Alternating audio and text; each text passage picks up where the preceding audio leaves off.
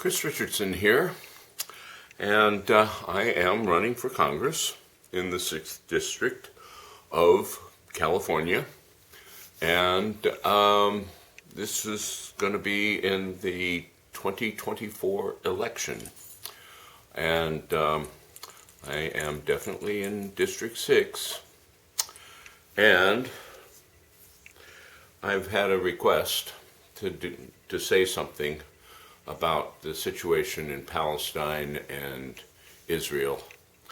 I have friends who are Jews. I respect them. But what the Jews are doing in Israel is reenacting the very abuse that they had gotten in the late 30s and 40s of 1900s. They have learned a lot from their persecutors, the Nazis. What they have recreated in Israel is basically the Warsaw Ghetto, where the Palestinians are the ones who are now the oppressed, and those who were the oppressed are now the oppressors. And, you know, at one time there was the hope that the Israelis and the Palestinians could form a joint government, and that hasn't happened.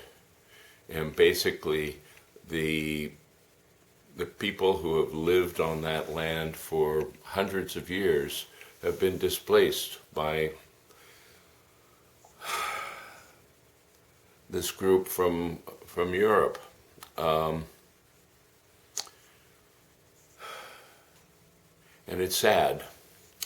There's an awful lot of cruelty, and I get contacted by Palestinians fairly often asking for money to get out of Israel, and they're being kept as prisoners, basically, and they work for slave wages if they get paid at all.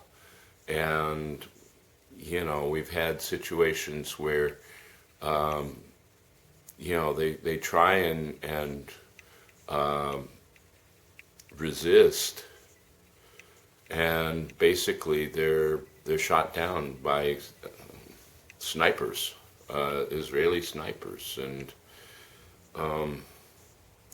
there are a lot of people who have tried to provide help to the wounded, and they've been fired on by the snipers and killed.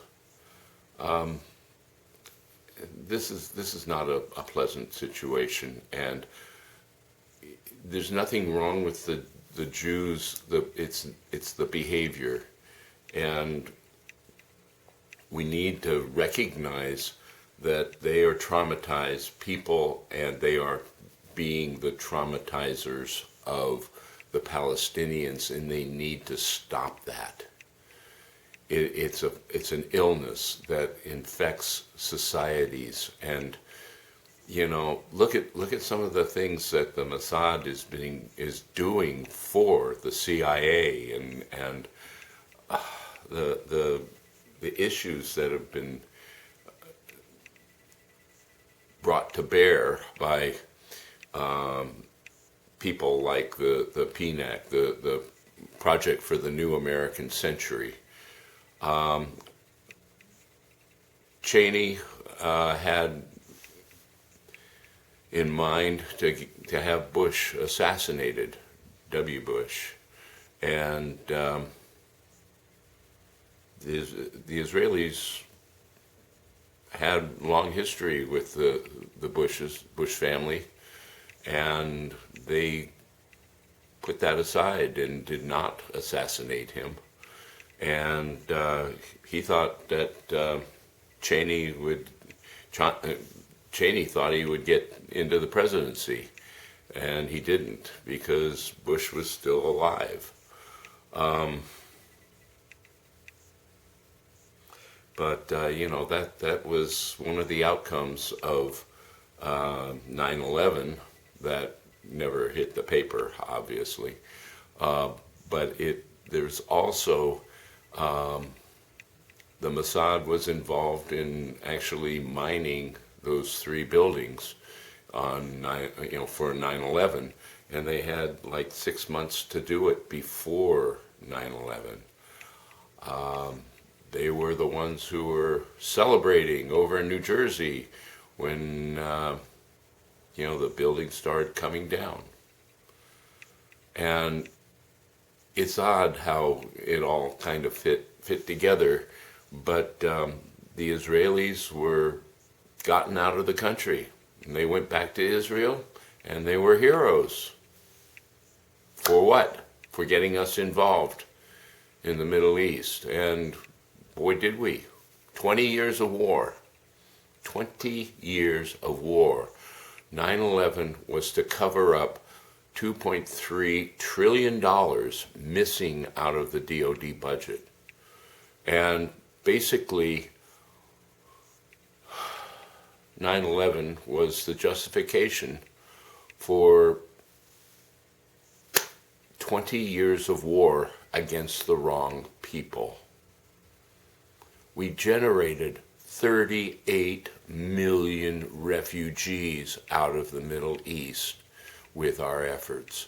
And the military-industrial complex, they took another payday of better than $9 trillion for the 20 years of war. And what did we get out of it? An awful lot of dead people. More than 2 million dead in the Middle East, and 38 million refugees flooding into Europe. Boy, are we doing good. That's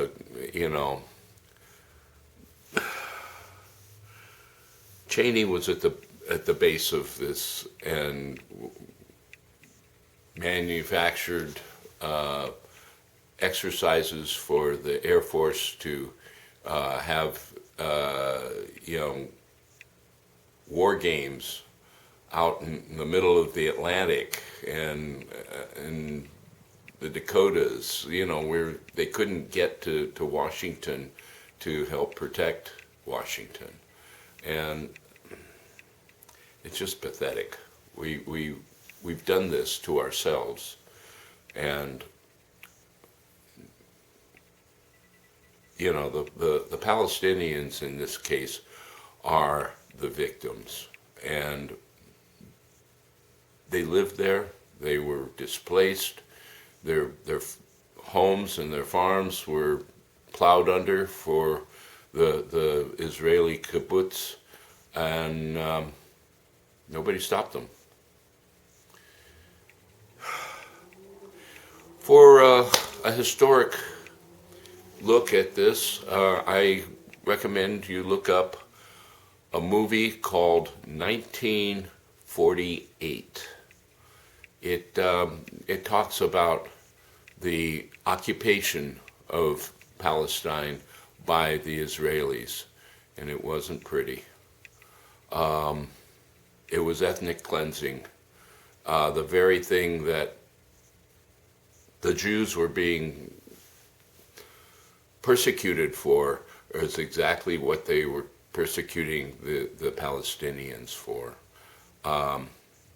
And these things come in generations, and now we've got another generation of the persecuted, and where will they go? What will they do? It's a sickness. It's a sickness that needs to stop. Now, if they truly are followers of God and the laws of God, they will not continue this, but they will, and because it's too profitable. And this is very painful for me. And I'm going to cut it right there. That I encourage you to watch the movie 1948. It came out a couple of years ago. I saw one of the premieres of it, and it still shakes me. Okay, thank you.